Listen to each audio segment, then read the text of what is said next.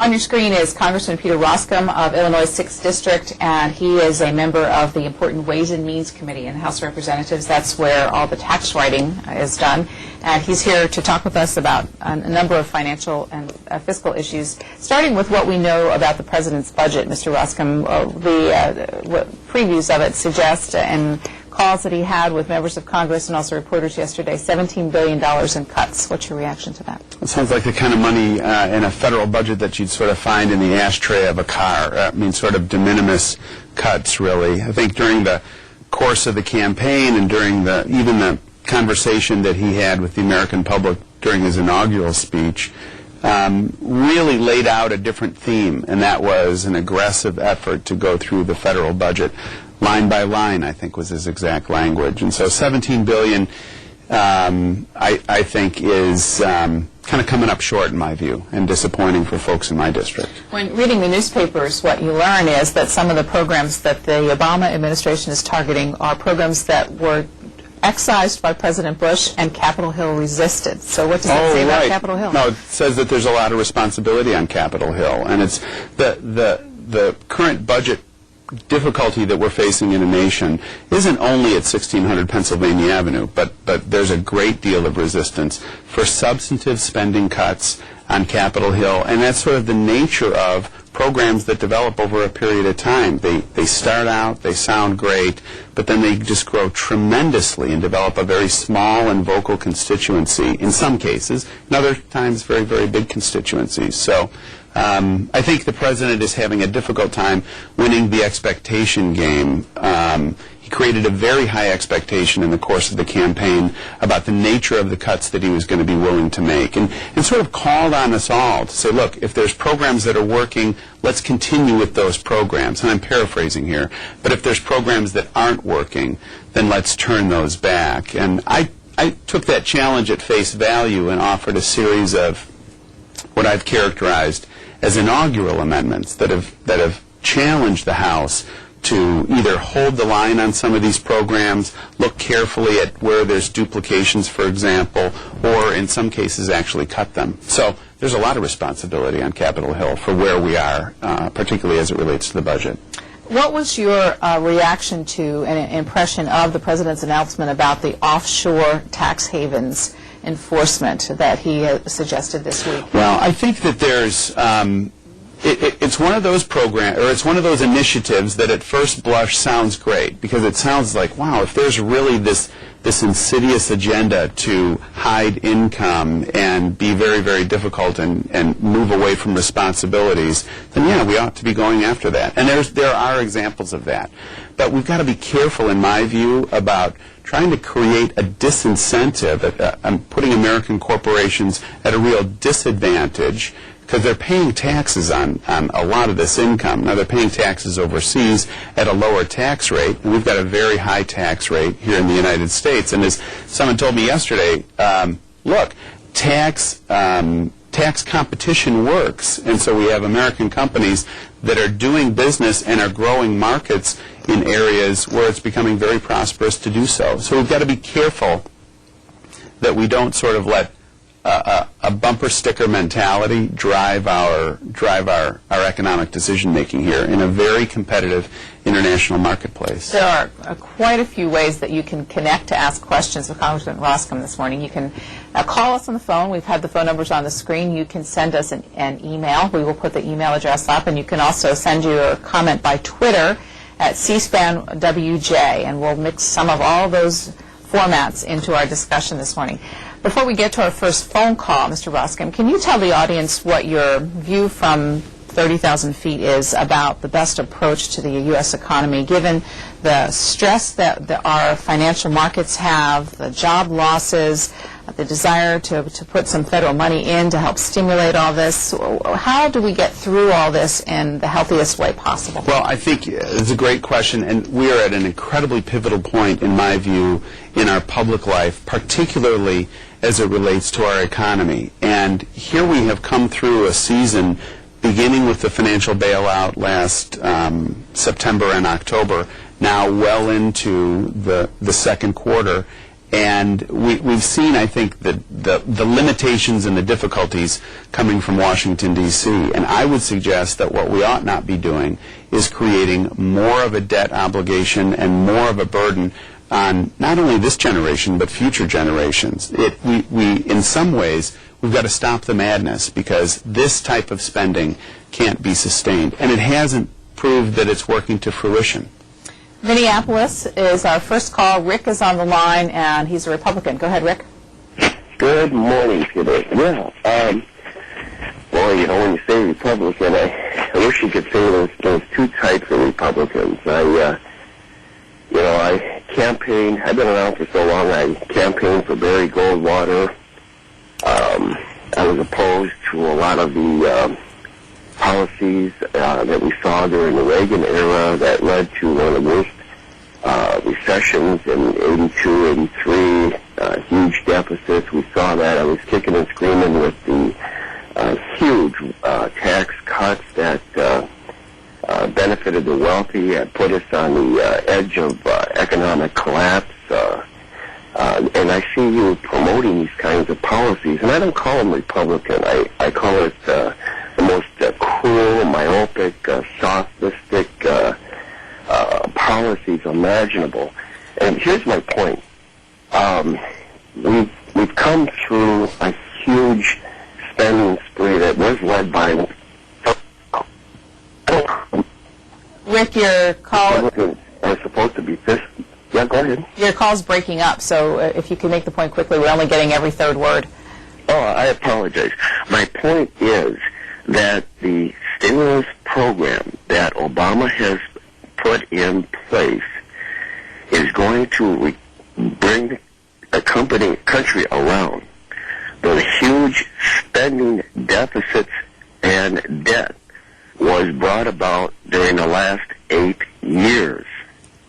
And I wish you would stop blaming the current administration for the troubles you got us into.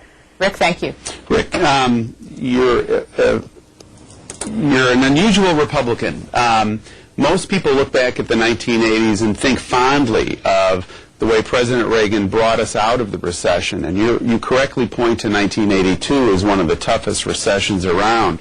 But without question, and it's nearly universal, there's a recognition that the 80s was an incredibly robust time. But I think you're right insofar as you want to defend President Obama and his intentions. But let me make a suggestion.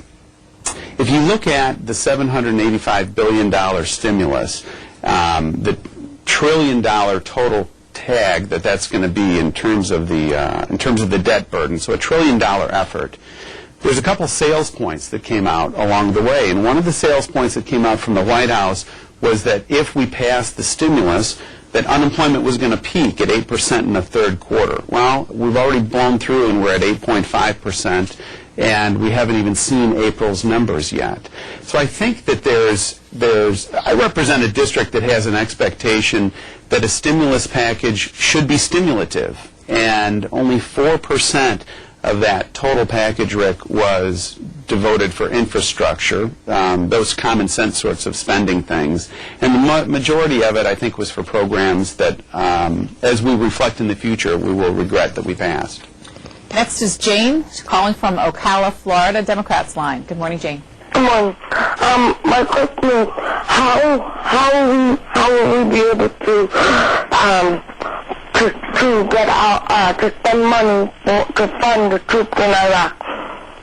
Well, Jane, my hope is that there's a consensus that develops in the United States and a consensus that develops in Congress to adequately fund our troops in Iraq and Afghanistan and around the world. There will be some of the things that are coming up as it relates to that conversation have to do with some of the limitations that some folks in Congress may want to put on the administration, but like you, I want to make sure that those troops are funded and funded well. There is a notation in Lauren Montgomery and Amy Goldstein's front page Washington Post story about the Obama administration budget that says this. Administration officials also noted that the list does not include more than $300 billion in savings Obama proposes to squeeze from federal health programs to use to finance an expansion of health coverage for the uninsured. You heard from Secretary Sebelius yesterday. Do you have a reaction to that? Well, I think Secretary Sebelius came forward and tried to lay out some parameters for health care reform. And, you know, in fairness to her, she's fairly new on the job. I think she did a nice job in presenting her points to the committee. But it was largely dot points. And by that I mean we don't have real specifics that have come out of the administration yet. If you go to the White House website and look on health reform, you see 8 principles that are really unarguable principles. They're all great ideas. I think the challenge moving forward is, and the question that I asked the Secretary was, what is the impact on people that have private health insurance right now and are satisfied with it? There's one study from the Lewin Group that says 120 million people will be crowded out and will ultimately not enjoy that private coverage, and that's one of those unintended consequences that I think needs to be brought up and answered during this health care debate. Next phone call is from Amherst, New York. This is John on a Republican line. Good morning, John. Oh, thank you, Susan. Susan, before I ask the representative a question, I would like to ask you, I'm not trying to take you out to the woodshed or anything like that. Oh, go ahead. But the minute you get a man who says he's a Republican, and he says that he hates tax cuts, please send him off. He is an out-and-out liar. If there's one thing that most people of the Republican conservative bent would believe in is tax cuts, and we don't care who it is for.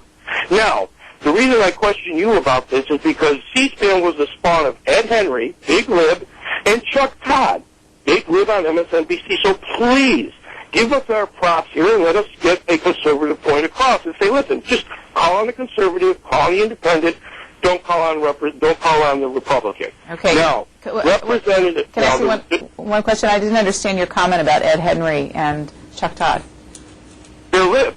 They were on Hotline. You hit them on every day, Susan, if you recall. I didn't understand the word that you used to describe it. That's fine. Oh, spawned. You spawned them as far as making their popularity.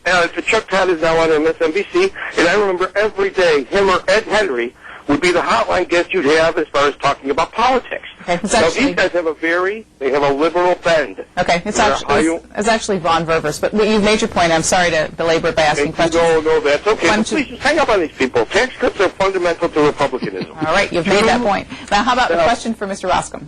Now, it's just 2 parts, and I really do not like to take up too much time, but I want to ask him something about the stress tests that they're doing from the banks, okay?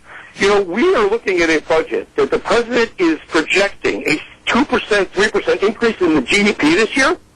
We already know that from the first contraction of 6.1%.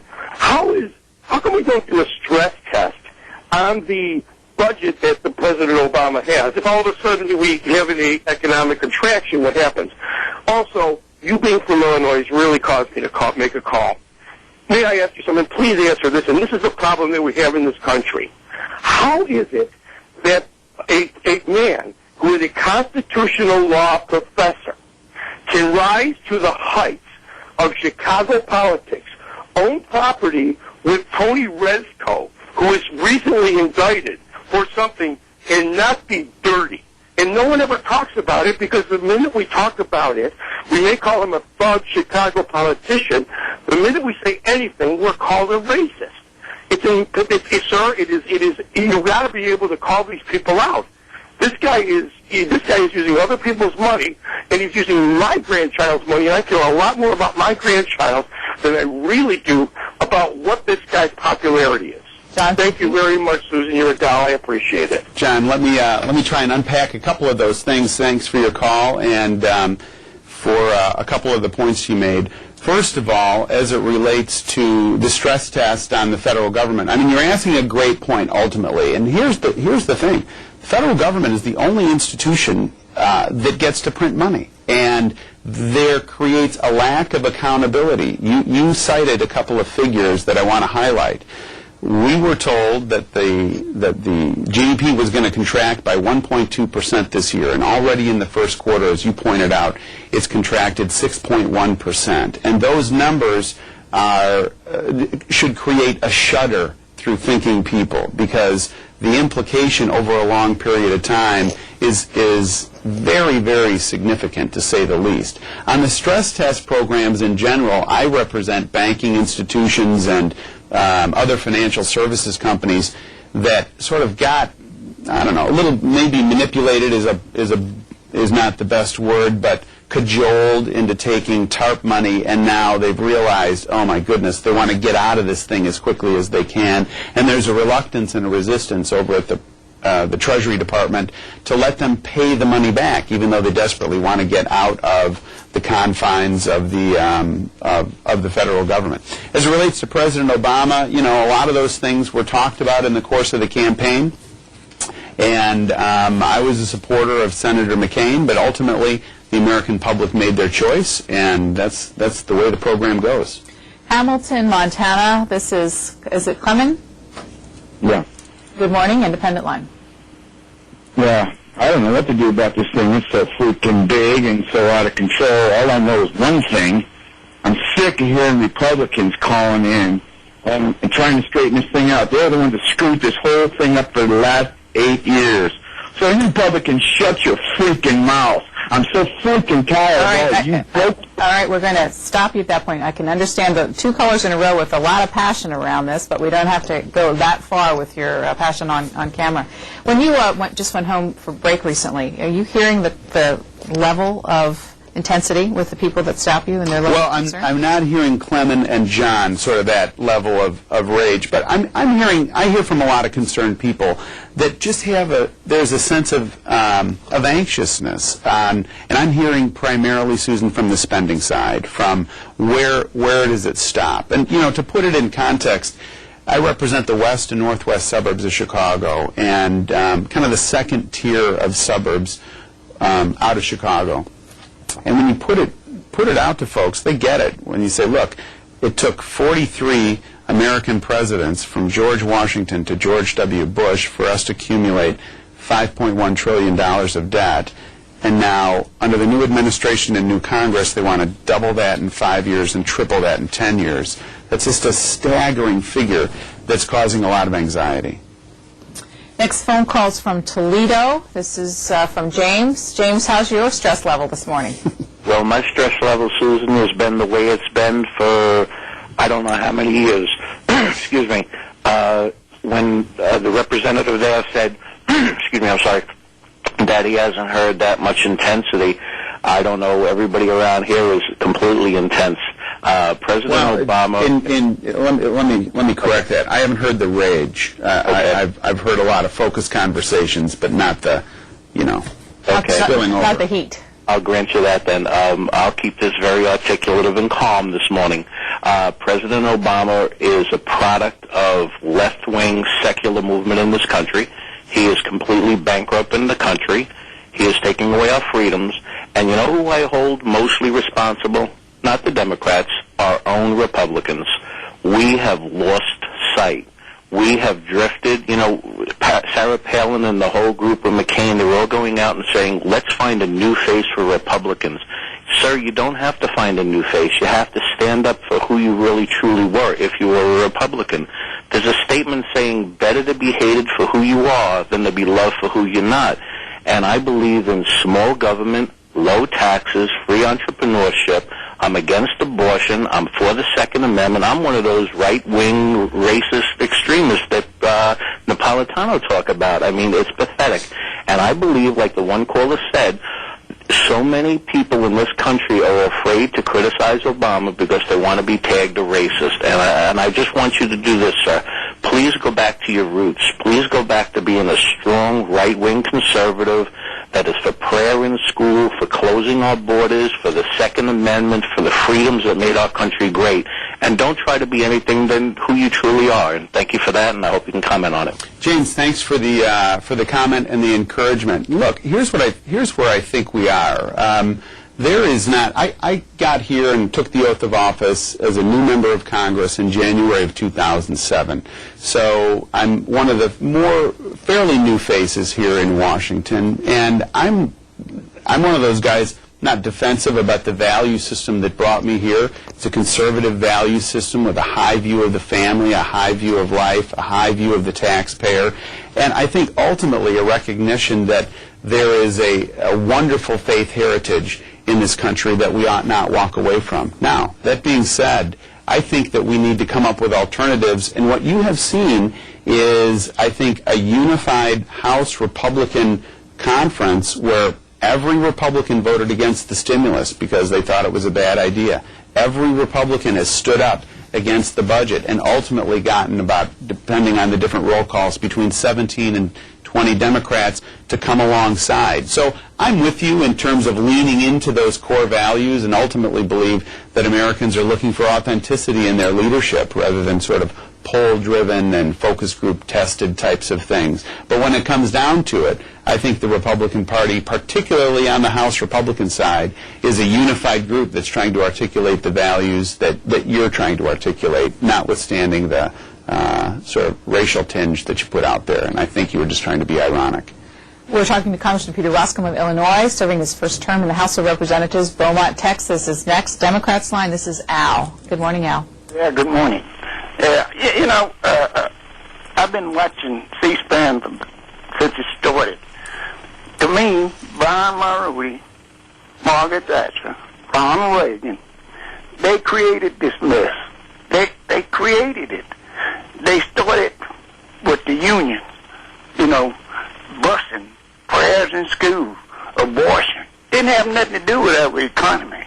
Had something to do with our prejudice. And I listened to this guy, he driving me up a wall. Big business used to be, you had a job, you respected the company took care of you. Today, forget you. What they get out of you? Nothing. They don't give you nothing, and now we're going to pay for it. For 30 years of the Republican control. And I look at the state of Texas. Well, it is a mess down here. Steve Ford is running Texas, not the governor. And Texas is going downhill fast. So that's all I got to say. Thank you for listening. All right, we will take our next telephone call from Warwick, Rhode Island. This is Donald. Go ahead, please. I apologize. I said first term. You've already been elected. Second term. Thank you for not correcting me. I did it myself here. Warwick, Rhode Island. Donald, go ahead, please. Republican line. Hi there.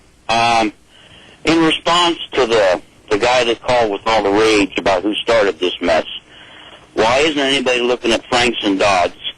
They blocked in 2001 and 2003 to regulate Fannie and Freddie, and that started this mess.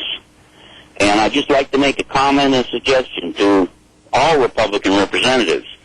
If you guys on this budget were responsible enough to take out your earmarks, good or bad, you could have put the Democrats, basically, their butt in a sling. And you didn't do it, and you botched it. As far as I'm concerned, until you do that, I will not give any money to the Republican Party. I will give money only to representatives that have no earmarks in the bill. Thank you. Donald, let me speak to that because I'm somebody that came in. I actually criticized my opponent back in 2006 because she said she wasn't going to do any sort of earmarking or advocacy. And I think when it comes down to it, here's the fundamental question.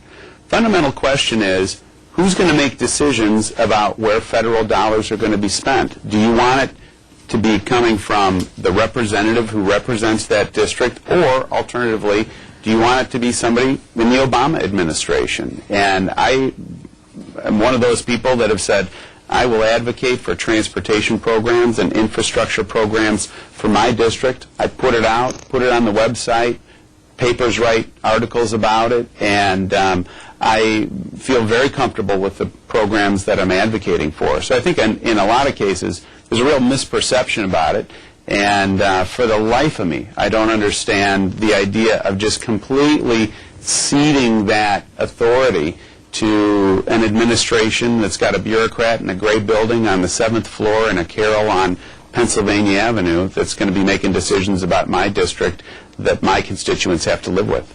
Mr. Roskam, he mentions Fannie and Freddie. That's a good segue into your thoughts on the mortgage-related legislation that's going to be considered on the House floor today. You know, I think that there's some good elements in it, Susan, and I think it's a vastly improved bill over last year. There's clearly, nobody wants predator lenders that are out there. the question is, what are some of these amendments going to be looking like today? One of the things I'm going to be looking at very, very carefully is whether some of the terms within the bill itself are clear enough or ambiguous. Let me give you an example. If we use language like the ability to pay without having that well defined, we're not doing anybody any favors. And I think that's one of the things that sometimes Congress tends to move things through very, very quickly, as we've seen, and then upon reflection you have a bill on the statute that's ambiguous, and it will create not clarity in the marketplace, but